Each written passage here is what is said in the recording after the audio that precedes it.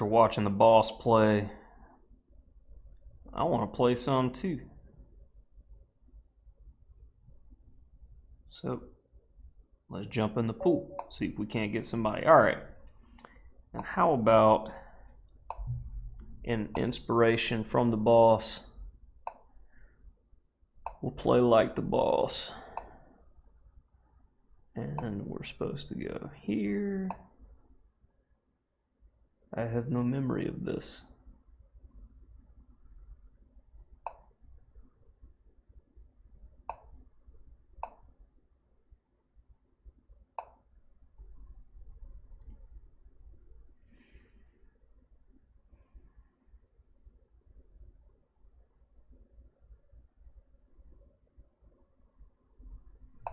It's not really in English. I don't know. I will definitely learn as we looked up what happened here. But I felt like, especially if I can get this type of pawn structure, I should be comfortable.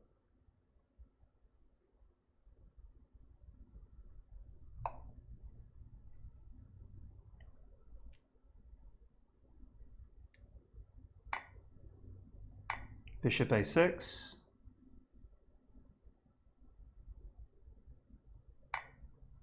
Uh-huh.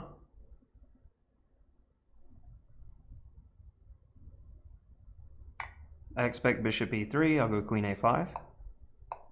Bishop a6 is a threat again. b4, queen c7.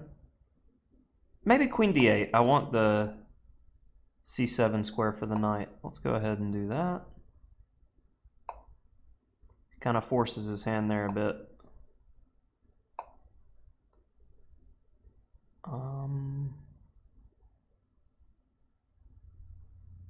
Good square for the knight.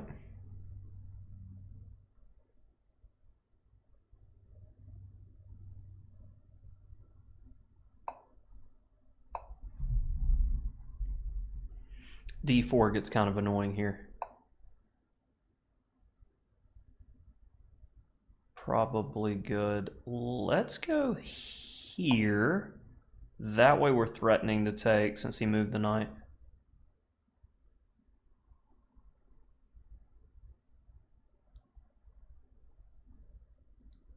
Under pressure.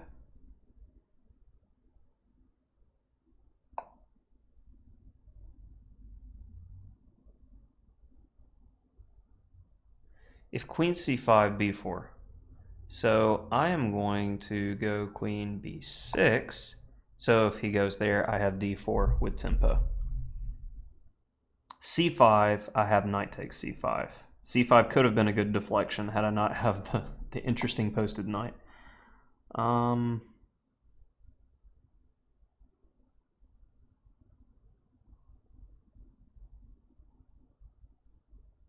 That is a hard decision, actually.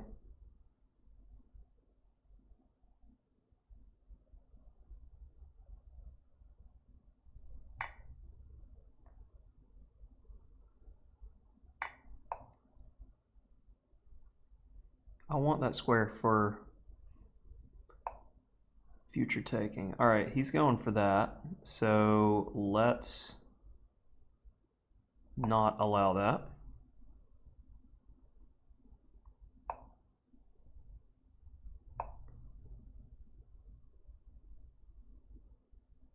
That probably wasn't good. Knight d5 looks strong. I don't know. Knight c7 if I move my queen to a lot of squares. So I'm going to speculate here.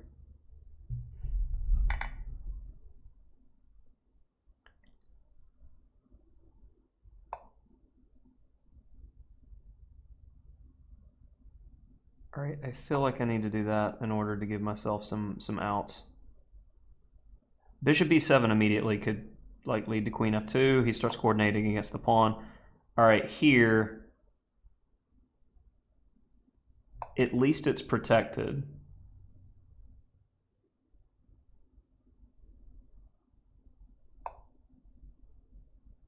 Uh-huh.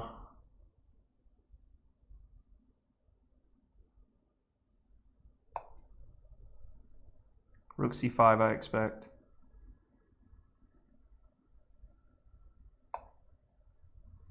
There.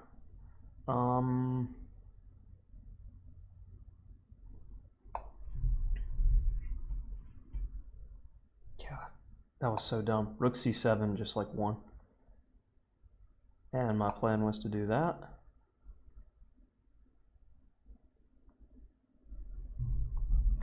Hitting the f-pawn and threatening to get a second passer. The connected duo would be pretty strong, so we need to threaten stuff. Bishop d4 is a big threat now. Very understandable. And I don't want to give that, but I have to. Pick up the pace.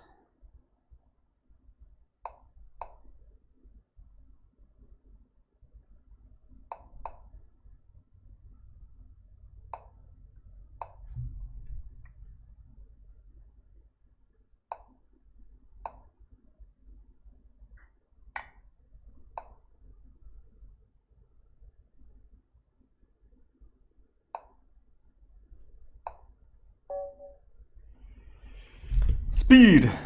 Alright, got away with one there, definitely. So how is this opening supposed to be played?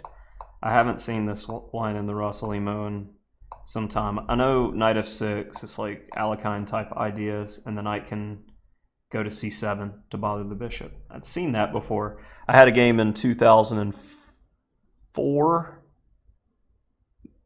No. 2004 with international master Martha Fierro in a simul, and was pretty pleased with that game. So what did I do wrong here? It's like all this seemed natural. H3 was like, okay, pure waste of time. You go E5 in order to secure the structure. And then if knight takes E5, you just can't hold it for some reason. Oh, if the knight moves, you have knight takes E4. So if D3...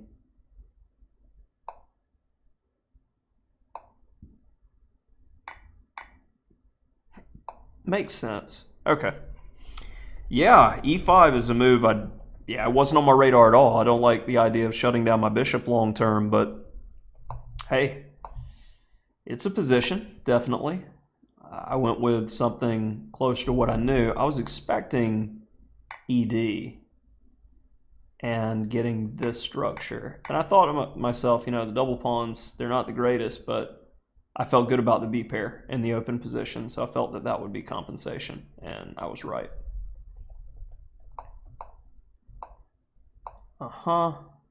And I am completely losing after TC5 because you can't take as the queen is trapped. Dum da dum dum. Had to play knight c7. Queen b6 was doo-doo. Alright, then I started playing okay again. C5. That's the way to make this work and get the passer. I was doing it the wrong way. C5 again. Now D takes C4.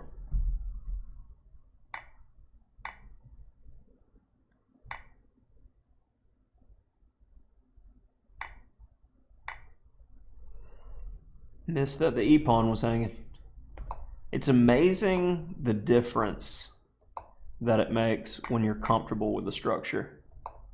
Okay, got that right. Bishop B7.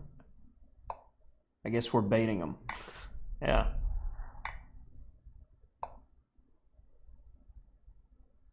Reacting to threats that weren't there.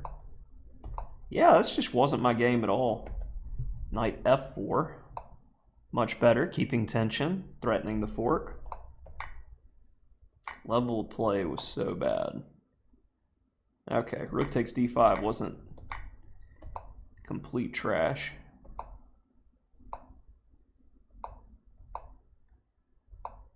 Okay. I'm actually winning after D3.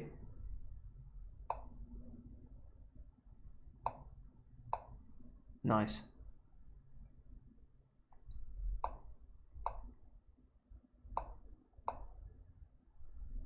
Queen b1 wins the bishop. I was in hurry up mode at this point, so I'll give myself a break on my really mediocre play in this game overall.